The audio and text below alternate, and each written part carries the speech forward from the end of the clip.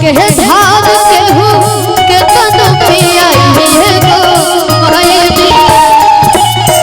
अमृत के धार के हो के तन पिया ये गो माई बिना कैसे करे जावा छुड़ाई ये भाई ये गो माई बिना कैसे करे जावा छुड़ाई ये भाई ये गो माई बिना कर जनक हो गया मुँह बदले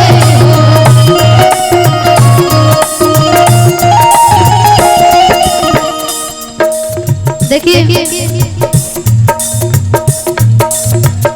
अभी के जो दूसरे को भाई लोग हैं दिल बने के लगे वो लोग सोचते हैं ना का जाने का होता है चलो मजा नहीं केवल होगा नहीं तो खड़े नहीं करते लेकिन अगर जाके ये ध्यान से लोग पढ़ी ना जब ध्यान से वर्ड लोग सुनी भैया तब बुझाई कैमरामैन एक बार फोकस कर दीजिएगा इधर हम कहीं भी जाने भैया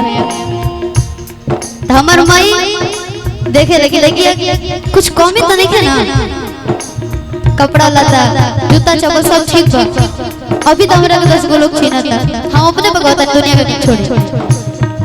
जब हमरा के केहू ना छीनत रहे जब हम बस गांव में प्रोग्राम करत रहने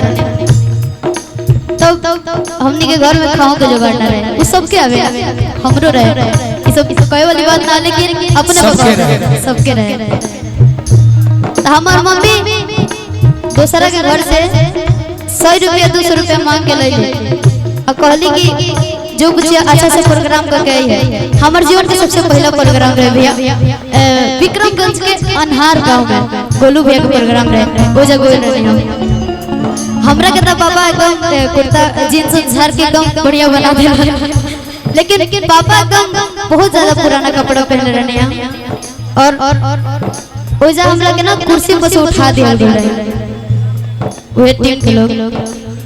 कुर्सी पर से उठा के गले सन की हटाओ भैया लोग बताते तू बाद में गया और लोग ना जान रहे कि हम सिंगर हैं हम भी गाना गाई ना दिला और फिर पापा अपन हेमलेट देलन हम वो हेमलेट पे बैठे इतना भीड़ रहे ना एगो तोरी हिली चुकी रहनी हम लोग तो ना रहते हमार पापा जेकर बात ना सुनेलन ना ओकरो आगे हाथ जोड़ ले बड़न हमरा खातिर लेकिन को एहसास नहीं करना के देना ए जज्बा खाती हम चाहब कि एक बार आप सब जोरदार ताली बजाई हमरो साथ जो घटना रहल बा अंकेश भैया ओकर गवाह बानी 20-20 किलोमीटर हम पैदल चलल बानी पैसा लगे ना होखे लेकिन आज आप लोग के बदौलत शिवानी जी हो चाहे धनंजय शर्मा हो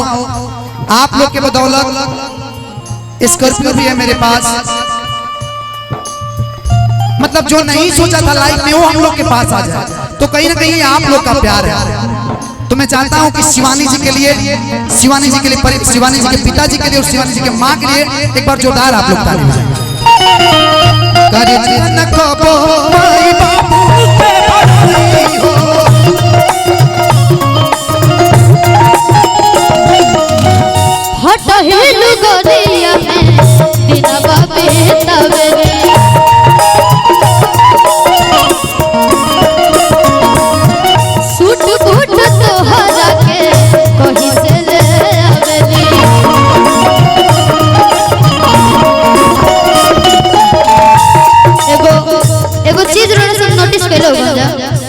जब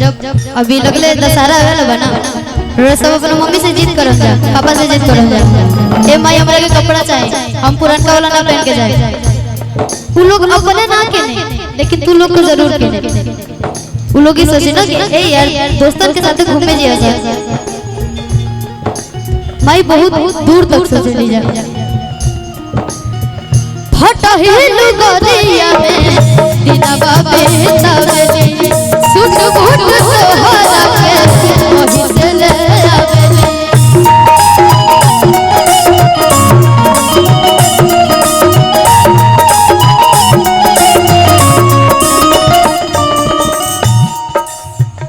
पियली पसीना